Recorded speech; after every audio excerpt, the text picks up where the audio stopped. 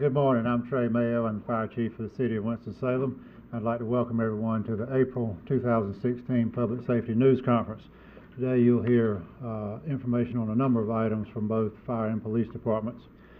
I'd like to start off by acknowledging that this is National Telecommunicators Week and thank our telecommunications division for, and they actually report to, they are under the umbrella of the police department, but they do telecommunicating for both fire and police, and they are the citizens' first link when there is an emergency, but inside the city limits for fire, police, and for initiating the link with emergency medical services. So we certainly appreciate the job that they do.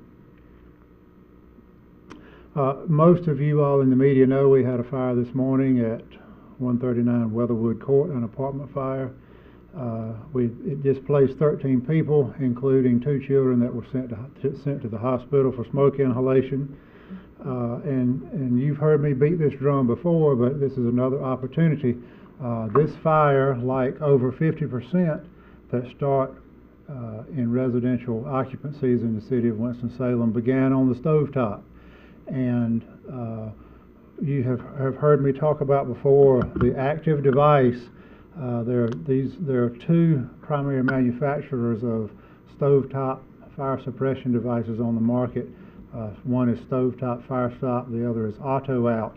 But in the case of the fire this morning, we have a building valued at $117,000, 6 apartment units, and I'm not an insurance adjuster, but there's a pretty good chance that fire, the result of that fire is going to be that building is going to be declared a total loss. So we have the building valued at $117,000. We cannot assign a value to the content loss with any sort of accuracy. We don't assign value to wedding pictures and pictures of children and various other things that are difficult to assign a value to and are irreplaceable. But that fire this morning could have been prevented with a $40 investment in a stovetop suppression device. So for the landlords, the property managers, the insurance companies who have representatives that may be listening to this news conference this morning, I would ask that you get serious about fire safety and equip the stovetops of your occupancies with some sort of one of the 2 brands of stovetop fire suppression devices. We are missing an outstanding opportunity to dramatically reduce the incidence of fire in the city of Winston-Salem and in this country with a very minor investment. You can't spend $40 any better and get any more return than with a stovetop fire suppression device. Next up for us this morning, for those of you who were here in November, you will remember that we talked about firefighter Robert Young as one of our line of duty deaths. Firefighter Young died November 17th, 1918.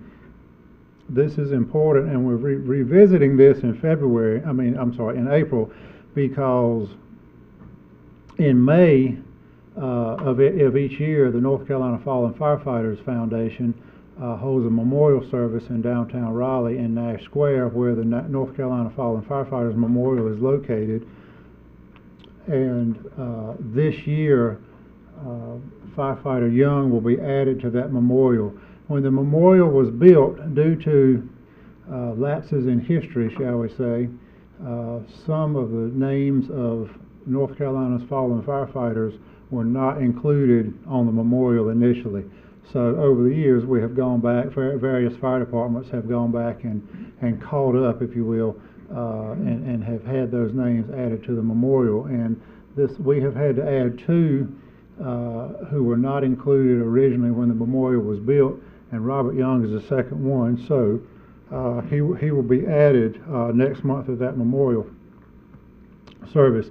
So I'll remind you what we told you in November. Firefighter Young was part of a crew that was assisting the police department and the Home Guard using fire hoses to control an unruly crowd that had formed near the jail in response to an assault that had occurred the night before.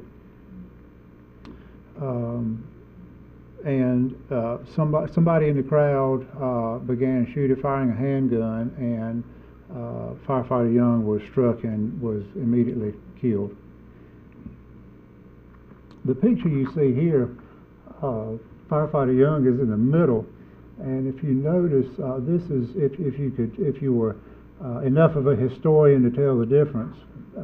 This is not a firefighter uniform. This is a police uniform.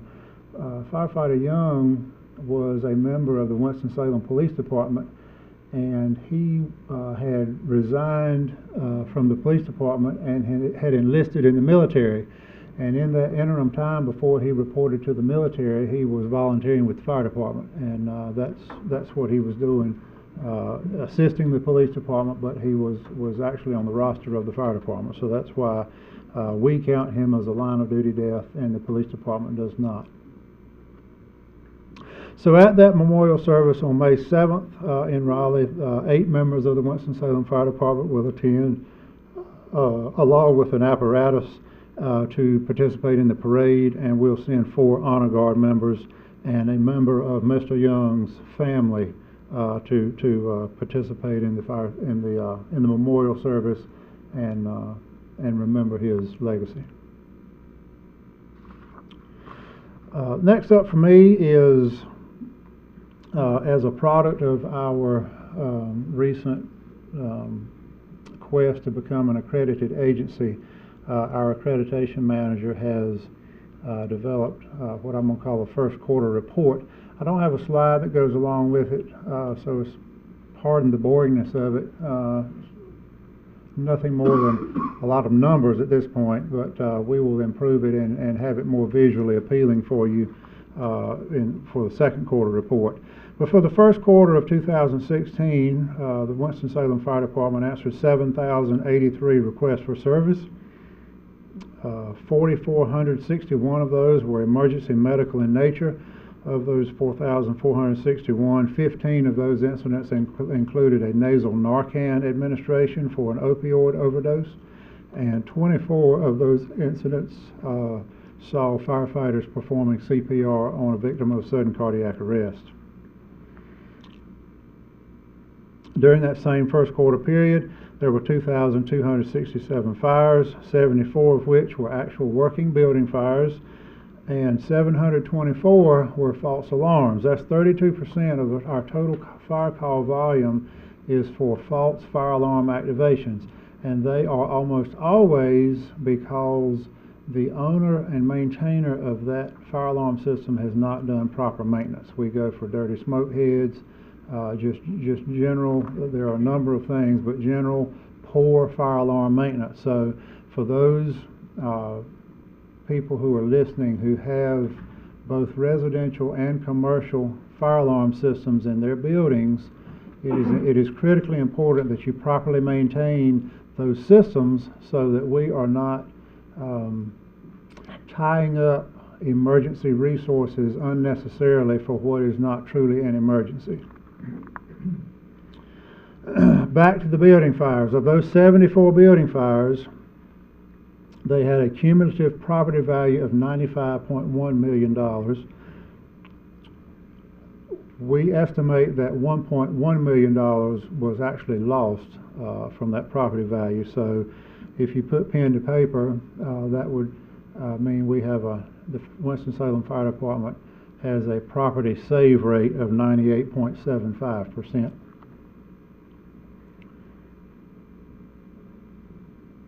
Also, if you do a little math, you would calculate that we answer a medical emergency somewhere in the city every 29 minutes, and we answer an actual working building fire every 30 hours. So we're not far off the mark of having a working building fire every day somewhere in the city of Winston-Salem. So again, we need to take fire seriously.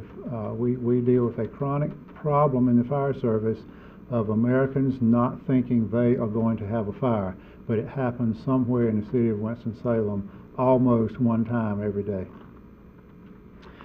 And finally, for that that 3-month period that was the first quarter of 2016, the Fire and Life Safety Bureau, they conducted 2,578 code enforcement inspections.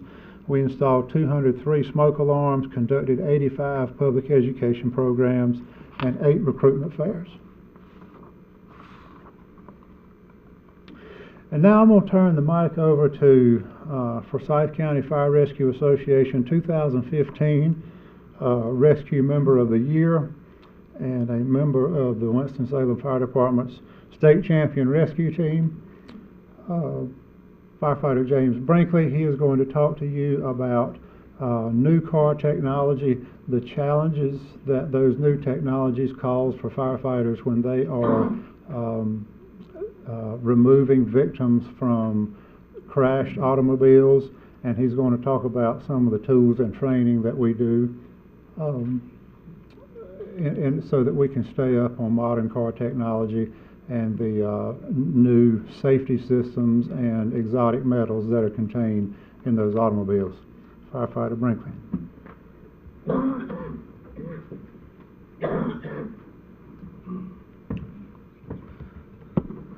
Good morning. Hope everybody's doing well. Thanks, Chief Mayo, for that warm introduction.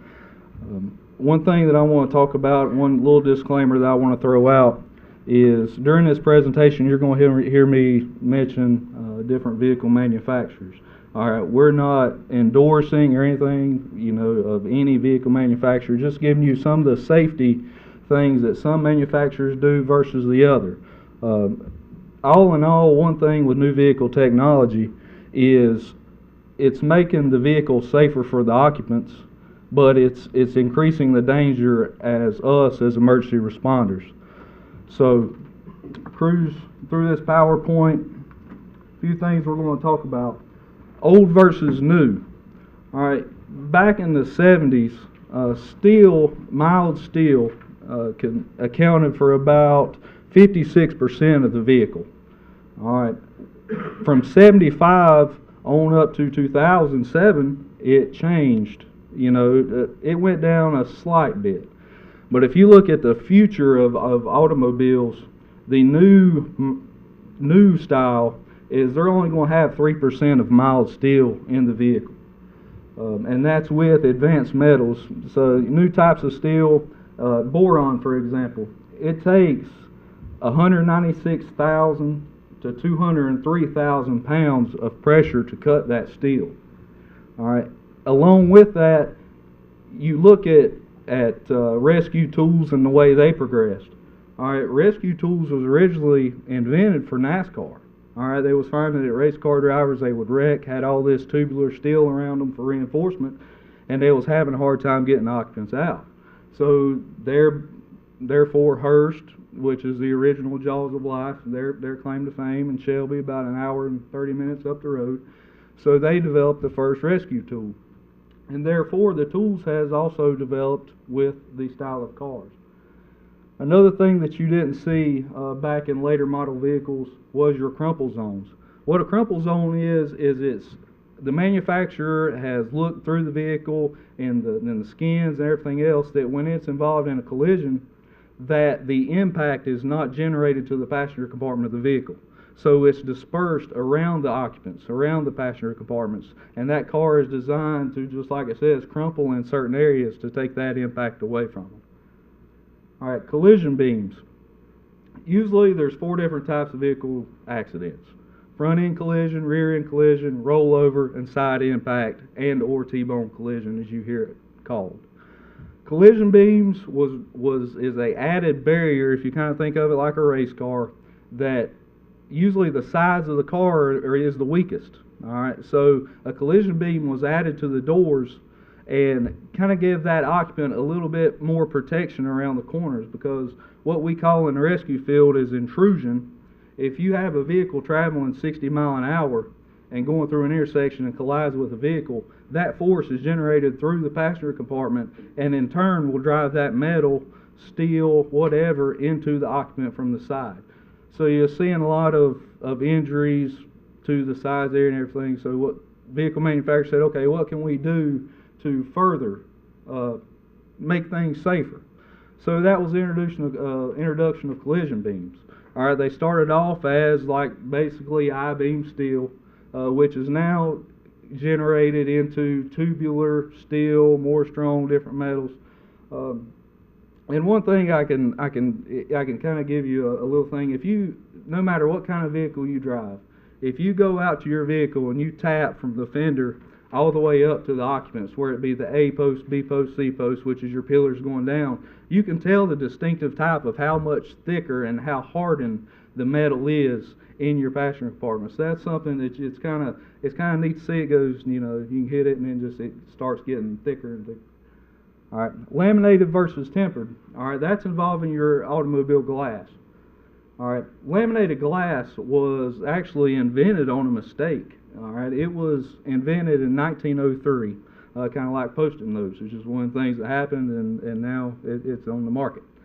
But laminated glass was in the windshield. When Henry Ford first started manufacturing automobiles, actual windshield cost more. All right, so you could buy a car without, or you could pay like $800 for a windshield. All right, well, windshields got put in. Regular glass would break, so therefore we had large pieces of glass going into the passenger compartment. So okay, how can we make this safer?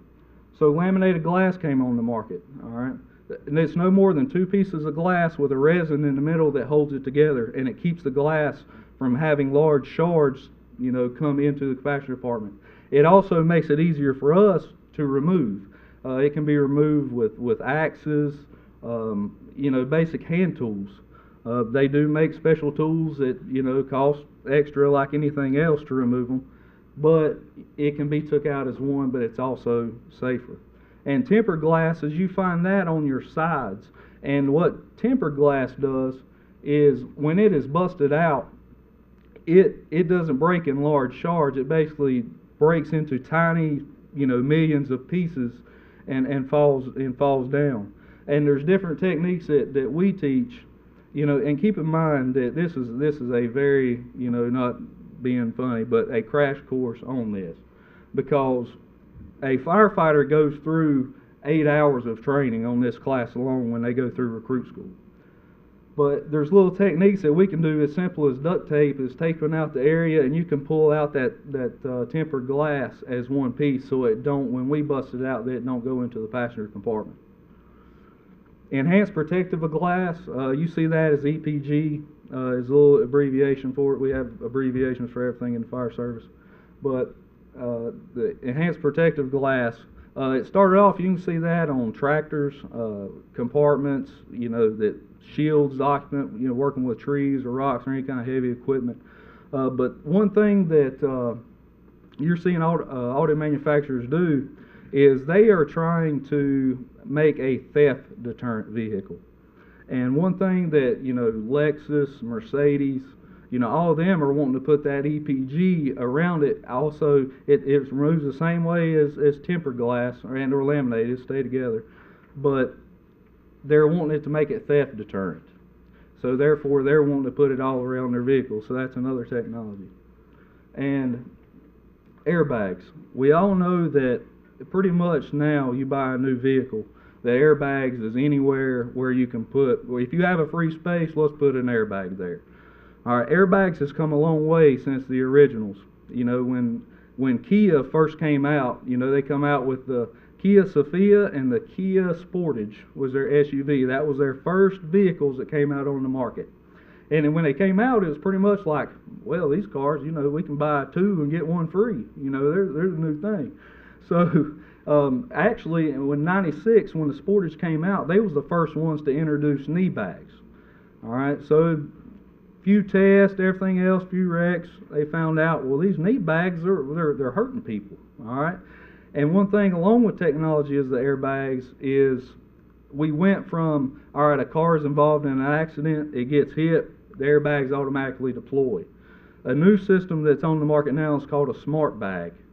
All right, and what the smart bag does is it takes the weight in the seat, which is around 40 pounds.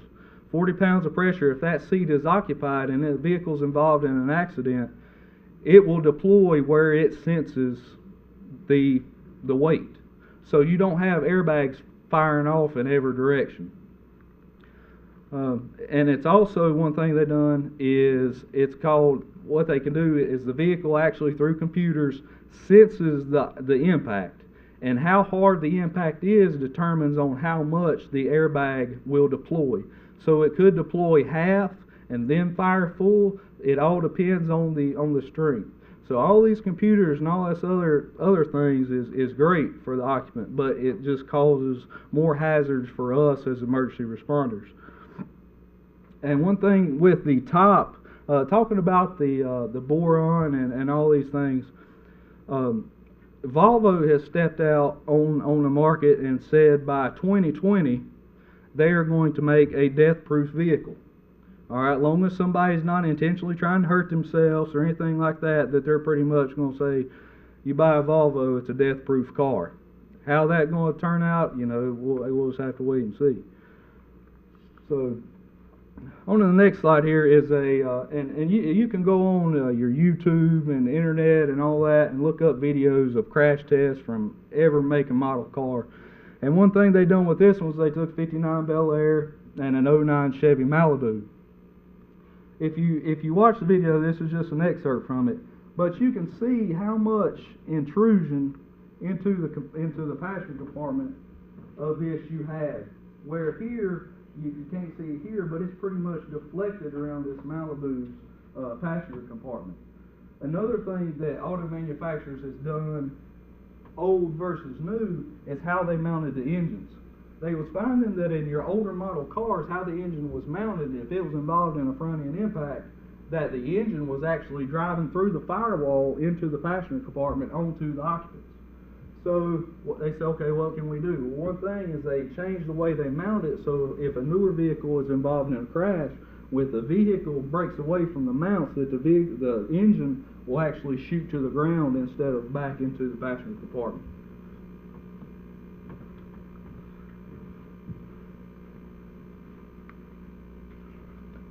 Alternative fuels, no, it's no longer gasoline and diesel. All right. If you look at automotive manufacturers and fleet services and all that stuff, if you look at it, it's what can we do to make the bottom dollar? How can we make things cheaper? All right. So different fuels, your hybrids. Think of a hybrid as no more as it's basically like a freight train. If you get down to it, it's no more than a gasoline engine that runs a generator to charge your batteries. When you're cruising along at a certain speed, the engine will shut off and you go all to electric. All right, electric cars pose a whole different threat to us as far as fire safety, electrocution hazards. And that's one thing that we have to stay up on. And it's one of the things where the training, it's not one of the things where there's no way that we can keep up with every manufacturer out on the market and what they do. But through training and everything else, we can kind of, read Firehouse Magazine, read the stuff that comes out, news articles and stuff like that, so we can get more in depth for it. You see now your all electric vehicles. Honda Insight, when they first came out, that was your first hybrid vehicle. All right, then the plug-ins, the new Chevy Volts, the Leafs, all those, though you see the charging docks where they just pull up, they plug in, charge it, get back in the car and go home. Flexible fuels, that's bringing in your ethanol. If you go out to your vehicle and you see a little emblem on it that says flex fuel means that yes, you can run on standard gasoline that has your 10% ethanol, but it also means that you can pull up to an ethanol pump and pump pure ethanol into your vehicle and it runs. One thing that ethanol creates a hazard for us is it's a fire hazard to us. And it throws in another thing in us in the fire side is if you have an ethanol fire, you ain't going to use water alone on it. It's going to take a foam to get that fire out. So something else it's tossed at us. Your liquefied natural gas and your compressed natural gas. Between the two, there's really not a liquefied natural gas engine or a compressed natural gas engine. It all depends on how the fuel is brought into the engine. So it's the same thing, It gets into a bunch of hazardous materials, seeing that your liquefied is heavier in air. So these two are fine rolling down the road, but if it's involved in an accident or a release in the vessel or anything like that, it poses a hazard to us. And it takes that training knowing that your liquefied gas will hang low to the ground because it's heavier in air, and your compressed is lighter, so it'll dissipate. And then biodiesel, it's no more than, you get behind a vehicle that runs biodiesel, the exhaust is going to smell like a French fry, all right, because it's used from your food greases and all that. And a lot of people, I've heard of it actually being homemade. So all different kind of fuels that you'll see, and it's ever expanding. The manufacturers is always expanding on this day after day. So how's the Winston-Salem Fire Department combating the issue? I already said it, training. That's one thing in this service that never stops, or it never should stop. All right, you always should continue to train and learn on these things, and it also takes public awareness. It being Telecommunicators Week, the telecommunicators, they help us a lot, because one thing that we're fortunate with is if they get told what kind of vehicle's involved in an accident, that it relates to us. We hear that we have apps and stuff that we can look at and say, all right, well, it's an electric car. Well, I can pull up and see all kinds of electric cars, how the lines are run, where the fuel lines, electrical lines, where all that is. So that's one thing that telecommunicators do great for us. But back to the training, it's something that never stops with us. Like I said, we can't keep up with every manufacturer on the market and what they do, but we can always strive to be better and be a tip of the spear and not rusting in a screwdriver. New tools and equipment. These are two. This is a homotro spreader and a homotro cutter. And it's both. And a lot of things with the different metals is you also are seeing aluminum, plastic, all that. And if you go to spread plastic, it's going to be no more than deform, and as soon as you take a tool out, it's going to compress and go right back to the same. So these two pieces of equipment are carried on Rescue 1 here in the city. This is the large tools that the rescue truck carries versus the truck companies. We carry the same thing that a truck company carries, and also some bigger tools and equipment on the rescue truck. And it don't change how we operate, because you think, okay, well, that truck company gets there, they're not going to be able to do what we can do.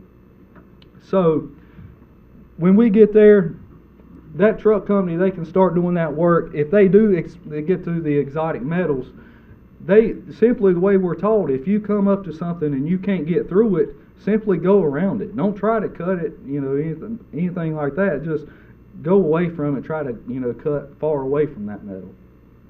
So, example of this spreader right here, you've seen the pressure as far as the boron. This spreader will spread in excerpts of 100,000 pounds of pressure.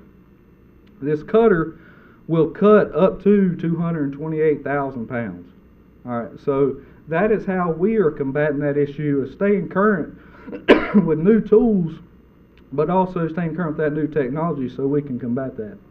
And reaching out to automotive dealerships. This is very fortunate. I taught the last recruit class's new technology program, and they are so arms wide open for us. Simple call, they're saying, yeah, come on out. This is our hybrid mechanic. He can tell you everything you need to know, but they are arms wide open for us to come out and look at this stuff and say, this is what we've got. Come look at it, and what's ours is yours. So I thank y'all for this time. I'm going to turn the presentation back over to Chief Mayo, and y'all have a wonderful day.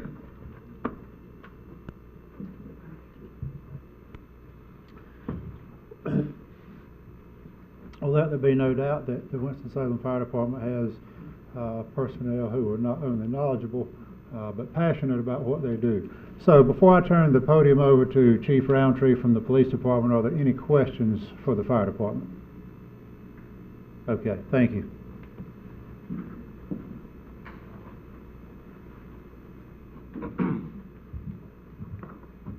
Good morning.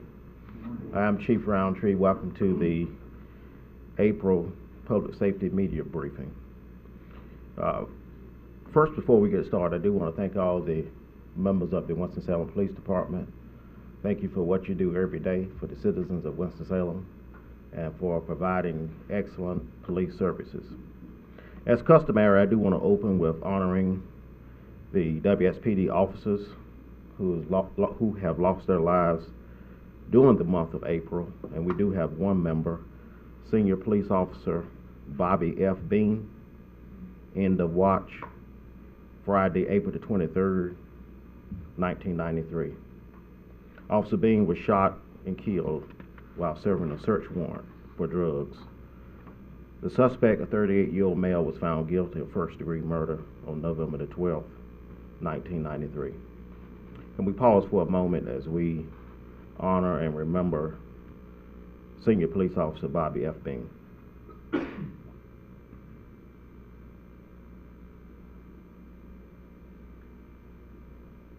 Thank you. The list of topics that the police department will have today, we have bicycle and pedestrian safety that will be provided by Corporal Gerald, crisis intervention training that will be provided by Assistant Chief Wilson Weaver, handicap parking by Sergeant Mark Snow, 911 communication procedures by Martha Hicks, and Lieutenant Eric Montgomery will close with scams. So first up, we'll invite Corporal Gerald to the podium.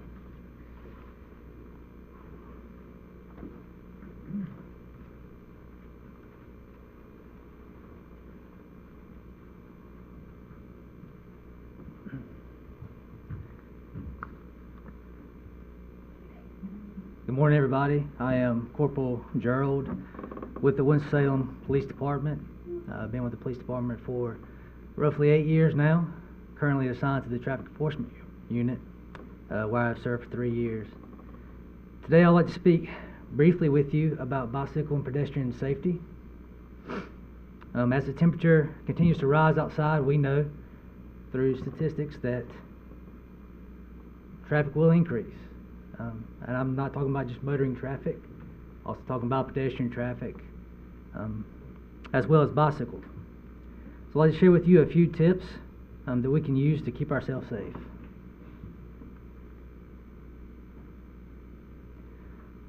First off, tips for the motoring public. When you park your vehicle, we just ask that you be mindful of opening your doors. Just like for you to look around you, know your surroundings before you open your doors. Secondly, appreciate cyclists. One thing to remember about cyclists is one cycle on the roadway means one less vehicle on the roadway. And in return, our roadways will last longer and our traffic congestion can actually be reduced. Remember your closing distance. Inherently, bicycles cannot accelerate as quickly as a vehicle. Therefore, your closing speed will be greatly increased. Leave home earlier. We all know that when we're in a hurry, we typically make mistakes.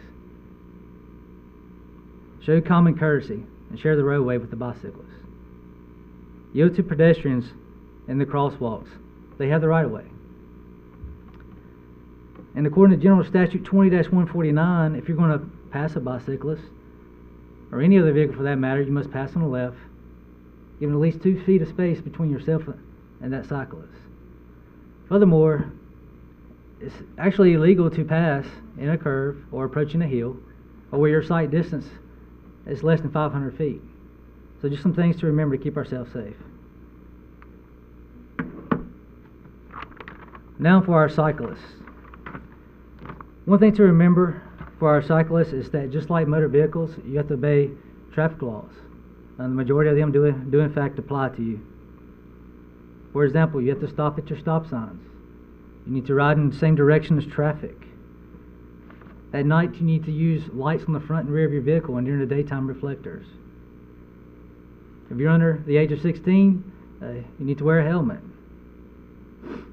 And just because you're on a bicycle does not mean that you are exempt from impairment laws. You also have to signal, just like a motor vehicle. When they use their turn signal, you also have to use your hands to give the intent of your change of direction. Children passengers on cycles. If they're under 40 pounds or 40 inches, they must be seated in a secure seat. You can actually get bicycles that are retrofitted with car seats to have a harness in them. If you do not have that, you can actually use a trailer, a bicycle trailer, to pull that vehicle.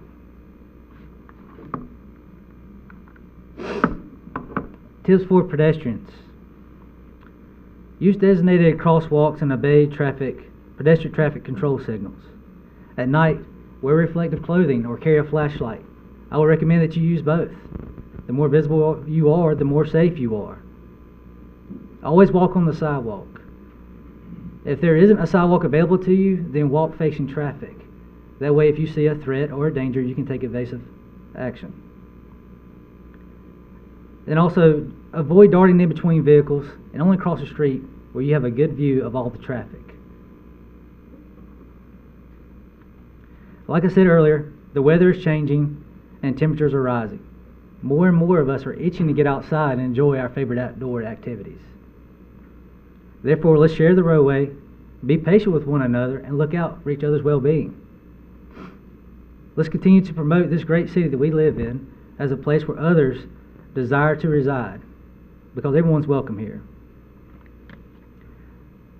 Now I'm going to ask Matthew Burchek to come up with the City of Winston-Salem, and he's going to share a couple of upcoming events and dates with you guys.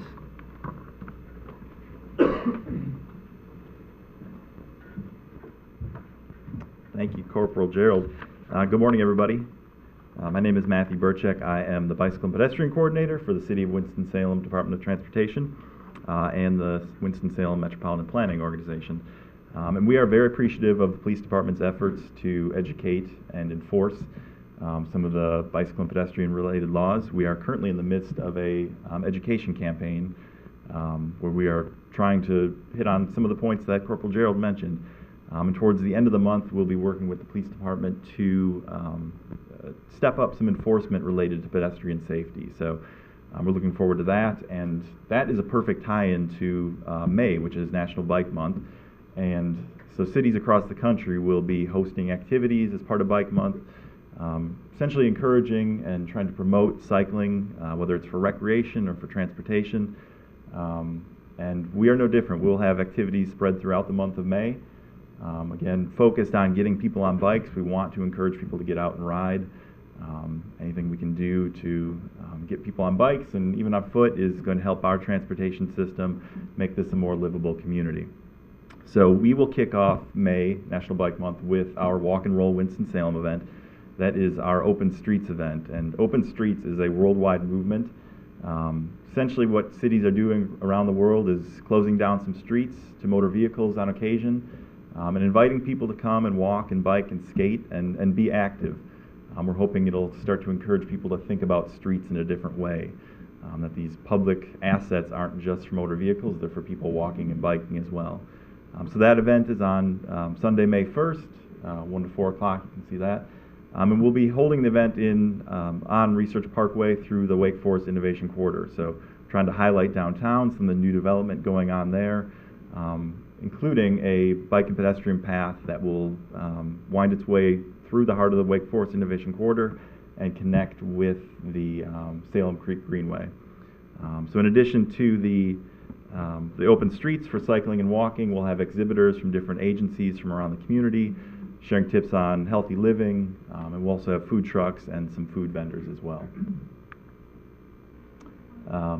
Another event as we wind our way through Bike Month is Bike to Market Day.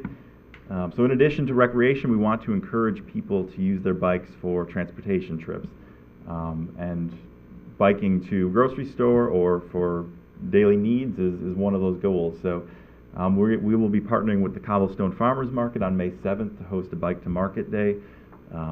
The first 20 people who show up on their bikes to that event will get a $5 voucher to be spent on fresh fruits and vegetables that are available at that market. So in addition to the transportation aspect, we are trying to encourage healthy lifestyles. You build exercise into your routine with a bicycle trip, and then you're able to purchase some healthy foods as well. In addition to the rides and some of the education efforts, we're focusing on entertainment as well. So we'll be partnering with Aperture Cinema downtown to host 2 movie nights. Details are available there. So Monday, May 16th, we'll be hosting a screening of Waja. It's a bicycle movie. So we want to get people excited about riding and make it entertaining as well. On the flip side of that, we want to also take part in the Ride of Silence. So the Ride of Silence is a worldwide movement to honor cyclists who have been injured or killed while riding on public streets. So it's an event that cities from around the world will partake in, and we're no different. We'll be hosting a ride on Wednesday, May 18th at 6:30 p.m. It'll be a 5 or 6 mile route throughout the city, slow-paced ride, and as the name would imply, it'll be a silent ride. So in the past, we've held this event, and it's raised a lot of awareness. It's a very visible event, and it's a little bit different to see a line of cyclists riding silently through the streets. And then we'll close up the month of May with the Winston-Salem Cycling Classic. So for the past 3 or 4 years now, the organizers of this event have brought thousands of people to the city with races throughout the downtown area, as well as some of the surrounding neighborhoods, and this year into the county as well.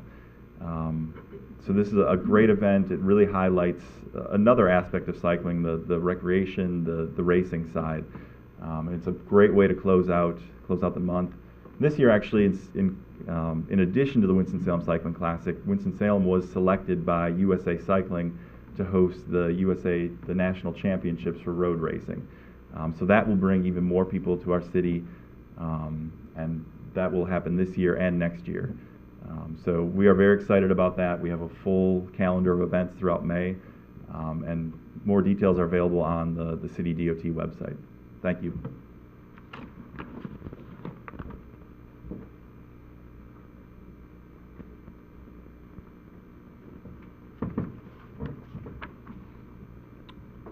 Good morning. I'm W.S. Weaver II, Assistant Police Chief over the Patrol and Special Operations Divisions for the Winston-Salem Police Department.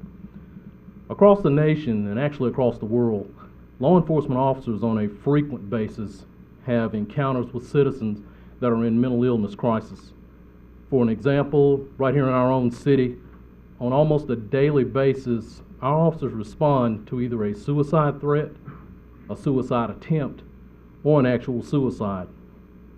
We frequently are involved with the service of involuntary or emergency commitment orders, in which a court official has determined that a particular citizen represents a danger to themselves and or others.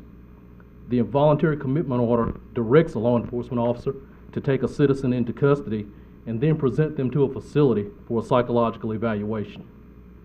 Because of our duties regarding the encounters with citizens in mental illness crisis, the Winston-Salem Police Department has been proactive in partnering with our mental health advocates to provide assistance to our citizens. And this morning I'm here to inform you of our efforts regarding crisis intervention training. Our crisis intervention training program began in Forsyth County in February of 2007 after a collaborative effort among mental health illness stakeholders. Forsyth County Crisis Intervention Training Program has graduated over 640 law enforcement officers and other related personnel through the 40-hour Crisis Intervention Training course. Our Crisis Intervention Training Program is a collaborative effort between law enforcement, the mental health system, and consumers and families of those who need mental health assistance. The Mental Health Association in Forsyth County, the National Alliance on Mental Illness Northwest Piedmont Chapter, Centerpoint Human Services, and other service provider organizations within our community all partner together in a collaborative effort to better train our law enforcement officers. The Crisis Intervention Training Program is a 40-hour certification course that assists our officers with increasing their knowledge and understanding of major mental illnesses. It helps our officers to be able to recognize symptoms of common psychiatric disorders. It helps our officers to develop an understanding of what a citizen's actually going through while in crisis, and our officers learn techniques for both active listening and de-escalation. Our officers are exposed to various community resources to increase their options for citizens that are in crisis. And our officers are able to practice and also refine their de-escalation skills with guidance and feedback from actual skilled mental health professionals. The de-escalation skills are verbal and nonverbal skills that are taught to help keep our encounters calm and attempt to avoid physical confrontations. Additionally, our officers' exposure to various mental health community resources increases our options for assisting our citizens that we find in mental health crisis. We want to provide mental health assistance to our citizens that need it. We want to avoid arrest and incarceration where mental health assistance would be more appropriate. Our primary partner with this initiative, the Mental Health Association in Forsyth County, has been holding training sessions within Forsyth County since February 2007, and over 640 law enforcement professionals have been trained in Forsyth County in crisis intervention from the agencies that you see that are listed here. The primary coordinator from the Mental Health Association in Forsyth County is Andy Hagler, who's the executive director of that organization. For the Winston-Salem Police Department, we're allocated approximately 570 sworn law enforcement positions, and over 280 of our personnel have been trained in crisis intervention, the majority of which are in our patrol and special operations divisions. In our special operations division, all of our SWAT and crisis negotiation team, our hostage negotiators, have been certified in crisis intervention. Additionally, we have 163 civilian non-sworn positions, and 49 of those positions are 911 telecommunications operators. Currently, 18 of our 911 operators have the crisis intervention certification, and that's been occurring since 2012. Our 911 operators are generally our first point of contact with our citizens in crisis, and their ability to discern that crisis begins an appropriate response by our police officers and our firefighters and EMS. The benefit to our citizens has been tremendous. Our crisis intervention training ensures that our officers have the appropriate skills to de-escalate potentially violent encounters and provide appropriate mental health resource assistance, as opposed to criminal arrest and incarceration. The de-escalation skills transfer across all of our encounters with citizens, and that's in an effort to reduce our physical confrontations. In this slide, you see two of our officers, Officers Lewis and Perkins, along with Assistant City Manager Greg Turner, receiving the City of Winston-Salem City Stars Award, which is an award which recognizes city employees for outstanding service and performance. The officers received that award based on a letter that was written by a citizen regarding the way that her brother, who had some mental illness challenges, was assisted by our officers in two separate encounters which occurred approximately 12 hours apart in downtown Winston-Salem. Our officers treated the citizen with dignity and respect, and they spoke with him in a manner that kept the encounter calm and less confusing for our citizen. So how do you identify our officers that have been crisis intervention trained? They display the crisis intervention training team pin above their nameplate over their right front pocket. And we've been committed to this program with our mental health resource partners since 2007, and our overall goal is to have all WSPD officers and 911 telecommunicators crisis intervention certified. Additionally, we're so committed to being a resource for our citizens in mental health crisis that one of our own, Assistant Police Chief Katrina Thompson, is the current president of the Board of Directors of the Mental Health Association in Forsyth County. Thank you for your time this morning. Are there any questions that I can answer related to our crisis intervention training program? Okay, thank you.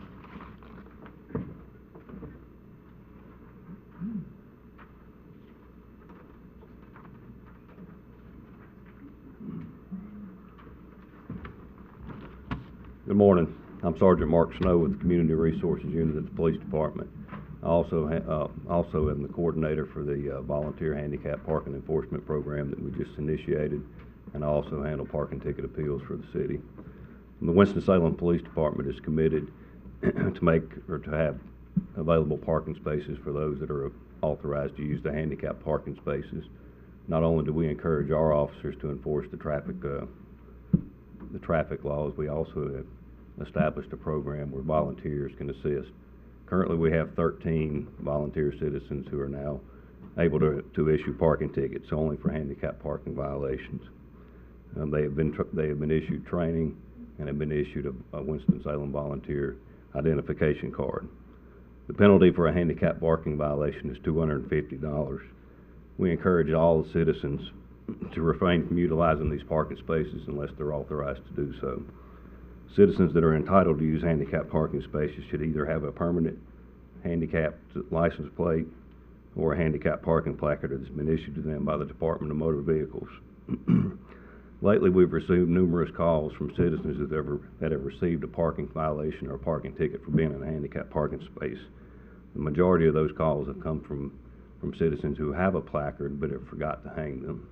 So we encourage those that have the handicap placards to utilize them appropriately to avoid getting one of those tickets. If any citizen has a desire to participate in the handicap parking enforcement program, they can contact me at 336-414-4190. And thank you. Are there any questions for me? Thank you.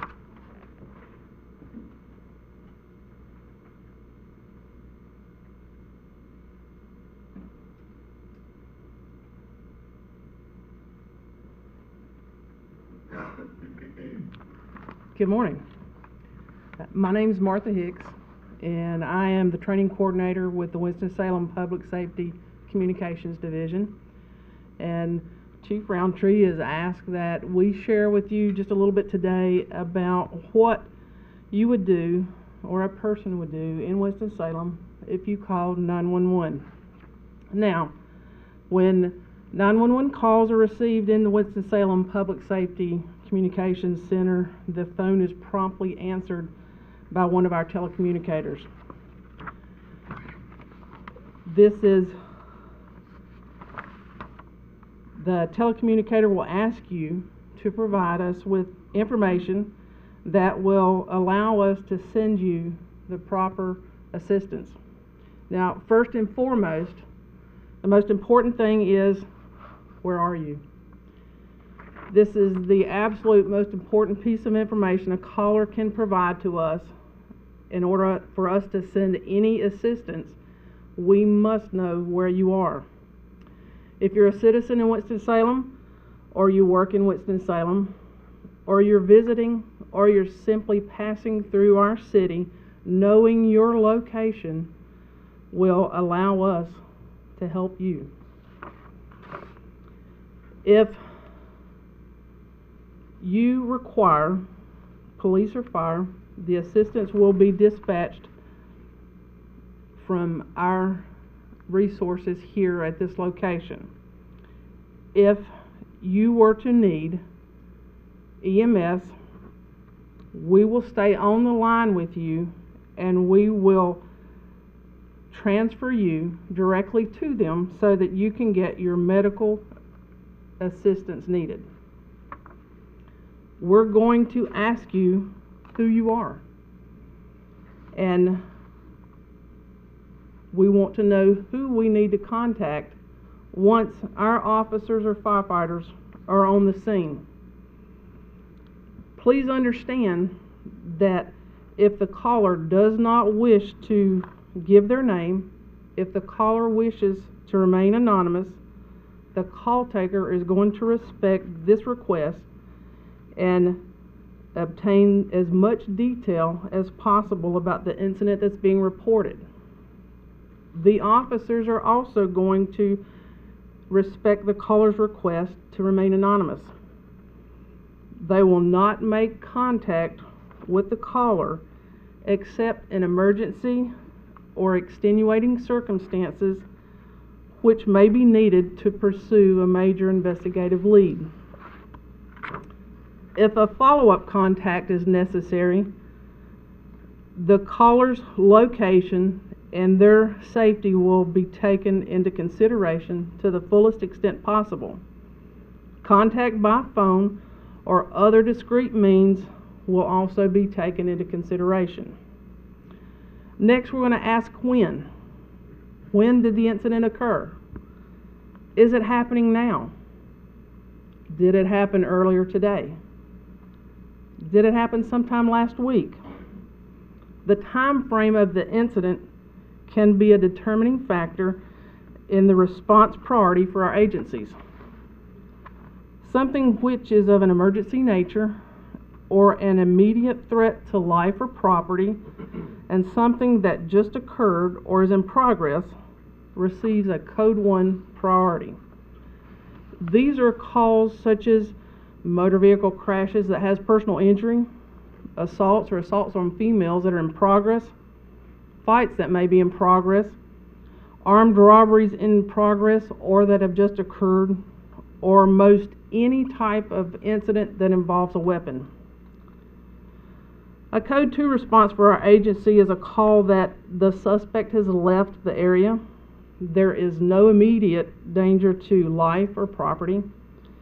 And these are calls that are such as motor vehicle accidents that have no personal injury, disturbances like a heated verbal argument, or things that may be in the roadway. Code 3 calls would be calls which do not present any threat to life or property. These are calls like loud music or found property. We will always ask about weapons. Are there any weapons involved? Once the telecommunicator receives this information, they immediately forward it to the police or the fire operator for your assistance to be dispatched out. The telecommunicator may keep you on the line and continue to ask relevant questions as it pertains to your call. These are things like, what's your phone number, or verify your phone number, because we don't always have caller ID on the calls that come in. There may be further information that you can provide that assists in your safety as well as the safety of the first responders. Things like description of people involved, color of clothing they may be wearing, description of houses, is it brick, is it wood, any color of the shutters or the doors, building descriptions, vehicle descriptions, and again, if you saw weapons and what type of weapon that may be, things like a bat, a gun, a knife. If you have a fire, we're going to ask you, what type of fire is it? What's on fire? Are people out? Do you see flames? So that we can get you the assistance that you need with the fire department.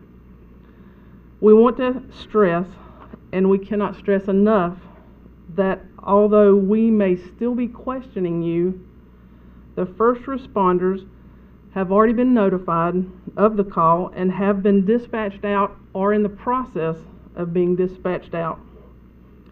There are a multitude of things that go on during one 911 call. And our goal is to make sure that all calls and all assistance are sent out in the shortest time possible. Do you have any questions? Thank you.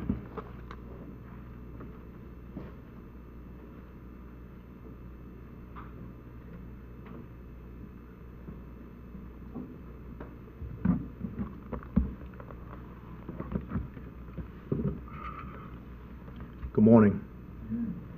Lieutenant Montgomery, Winston-Salem Police Department, currently assigned to our Criminal Investigations Division. And I want to talk to you about a couple of the most common telephone scams to avoid. And I know that as we are coming up on the end of our tax season, one of the scams that I wanted to talk about, and I just have two, and I'll be very brief. The first one is going to be IRS scams. IRS tax scams don't just occur during tax season, they occur year-round. They happen all throughout the year. Victims are often called and told that they owe money to the IRS, and it must be paid promptly through a prepaid debit card, such as a Visa or a Green Dot card that you can purchase at your local grocery store or Walmart. And oftentimes they'll require that you pay it by way of a wire transfer, such as MoneyGram or Western Union. If the victim refuses to cooperate, then they're threatened with arrest or deportation, suspension of a driver's license or a business license. The goal is to instill some type of fear of arrest so that you pay the money right away. The IRS will not ask for credit card numbers over the phone. They won't request a prepaid debit card or wire transfer. If someone unexpectedly calls you claiming to be from the IRS and threatens police arrest or deportation or license revocation, if you don't pay immediately, that's a sign that they're really not the IRS calling you. The first IRS contact is usually done through the U.S. postal mail. Scammers can spoof their telephone numbers. In other words, they can make whatever number they want to show up on your caller ID to make you think that they're the IRS calling. Scammers sometimes send bogus emails to some victims to support their bogus claims. They may be able to recite the last 4 digits of your social security number or other personal information, but I can't stress enough not to don't ever give any of your personal information over the telephone to people that you don't know. So what should I do if I am a victim or if I get a call from a scammer? If you know you owe taxes or you think you might owe taxes, call the IRS. You can call them at the numbers on the website and also displayed here. The IRS employees can help you resolve those payment issues. If you know you don't owe taxes or have no reason to think that you owe taxes, for example, you've never received a bill or any type of correspondence in the mail, as I previously described, or they make some type of a bogus threats like I described, you can call the Treasury Inspector General for Tax Administration and you can make a report there. You can also file a complaint using the Federal Trade Commission's website at ftccomplaintassistant.gov. You can also go to the IRS website at irs.gov, type in scam in the search field, and get more information on scams and how to avoid those. Jury duty scams is the other one that I'll mention, and usually they go something to this effect. The phone will ring and you pick it up, and the caller will identify them as some type of a court official.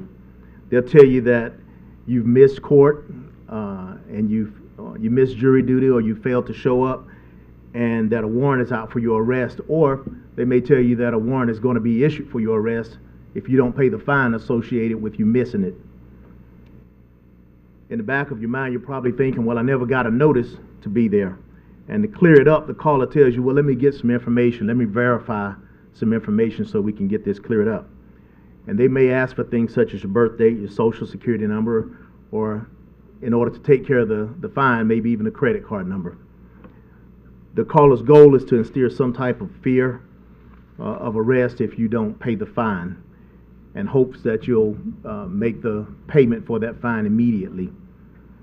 This is when you should hang up. Never give out that personal information over the telephone, as I mentioned before. With enough information, scammers can assume your identity, they can access your bank accounts, and they can empty your bank accounts. Local or federal courts do not require anyone to provide sensitive information in a telephone call or an email. Most contact between jurors or prospective jurors is usually done through the U.S. mail. Any phone contact by real court officials will not include requests for social security numbers, credit card numbers, or any other sensitive information. And if you receive a phone call from anybody that or an email with such information, you should contact the clerk of court's office in your local court, in your district court in your area. Right. Any questions? If not, thank you for your time. I'll turn it back over to Chief Roundtree.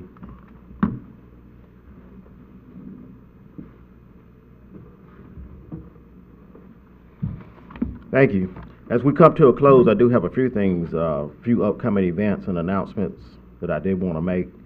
It's already been mentioned by Chief Mayo that this is Telecommunicators Week. We do want to thank all our telecommunicators for all that they do throughout the year for police and fire. Also our telecom unit as well. The police department was recently re-accredited by the Commission on Accreditation for Law Enforcement Agencies. Just by way of background, in 1979, the Commission on Accreditation for Law Enforcement Agencies was founded. It was created through a combined effort of the four major law enforcement agencies to establish a process similar to what the medical profession used to certify and accredit law enforcement agencies. Those agencies are the International Association of Chiefs of Police, the National Organization of Black Law Enforcement Executives, the National Sheriff's Association, and the Police Executive Research Forum. The Winston-Salem Police Department received its initial accreditation in 1997, and we've been accredited since that time. In 2015, we were up for our sixth reaccreditation, and in October of 2015, we went through an extensive process where we had two commissioners or two assessors from the commission to come down here and review all our files and our standards, our policies and procedures. And I'm glad to announce that on April the 2nd, we were reaccredited in St. Louis, Missouri, with our seventh award. So we are a nationally accredited police department through CALEA. I also wanted to spotlight, we had a recent program where we honored three of our employees for Employee of the Year and also Officer of the Year. So I do want to spotlight them again here during this, during our news conference. First up, we have the Officers of the Year, and this will give you information on what they did to receive this recognition. On January 17th, 2015, Corporal David G. Smith and Officer David W. Smith responded to a single vehicle accident on Silas Creek Parkway. Communications advised that the vehicle had left the roadway and was in Peters Creek. Corporal Smith and Officer Smith were the first to arrive on the scene.